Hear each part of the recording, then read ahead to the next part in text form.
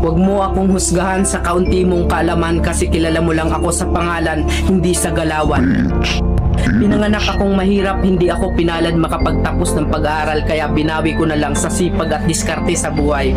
Oo, wala akong pinag-aralan pero kaya kong kumita sa lansangan na hindi mo makukuha sa taas ng iyong pinag-aralan. Bago mo ako husgahan, daanan mo muna lahat ng napagdaanan ko para malaman mo kung sino at bakit ako ganito.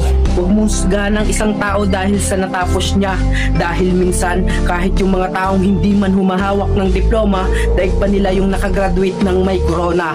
Bawat tao may kanya-kanyang kwento sa buhay, kaya bago mo sila husgahan, alamin mo muna ang kanilang pagkatao at tingnan mo muna ang sarili mo. Baka malala ka pa sa tinitira mo.